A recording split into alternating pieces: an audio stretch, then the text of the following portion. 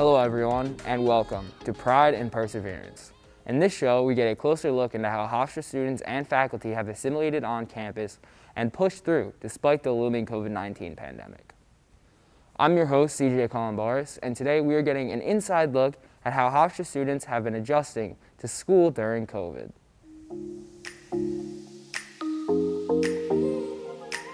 It's pretty different than what I anticipated, because I figured I'd be getting here and getting involved with a lot of stuff. I feel like freshmen aren't really seen as a priority, which is fair, but it sucks, because there's a lot I wanted to get involved with, but obviously upperclassmen take that spot. I think doing classes at home when most people were here, it was a little like alienating at first. It's hard to participate in a class where most people are there physically in person and then you're on the computer and you can't even see the rest of the class. COVID has definitely given me more difficulty with programming and stuff. So usually without COVID, I would have a lot of in-person programming, free food, interactive programs, but now with COVID, all of my programs are pretty much on Zoom. I think Zoom classes on campus are easier than they are at home just because I'm in a more academic setting, even if I'm doing it from my dorm as opposed to like doing it from my bedroom. I was told that I would have in-person classes. I felt more confident being here. I was not hesitant. I was very ready to come back. I did not want to go a whole year without coming back here because I do really like being on campus. Initially, when I came here, I wanted to get involved with things like the improv club, the film club, Heat Network shows, and all of first semester I felt like I couldn't get involved with anything.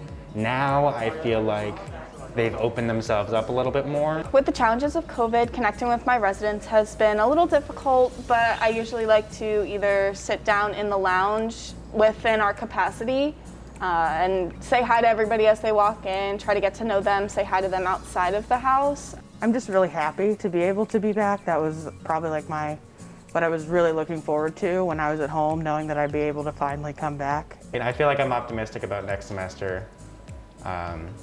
And I feel like we have this under wraps where even if COVID is still a problem, it won't be affecting us as much as it was these past 2 semesters. Hello everyone, and welcome back. I'm here now with Melanie, the producer of Enrolling During Uncertain Times. How are you doing today, Melanie? I'm great. How are you? I'm great, thank you for asking. So, what made you decide to focus on students for this package? I feel like often we hear from school officials, but we don't ever hear the actual students and their personal experiences about what's been going on during the pandemic. And it's affected them so heavily that we really wanted to detail how they feel in this package.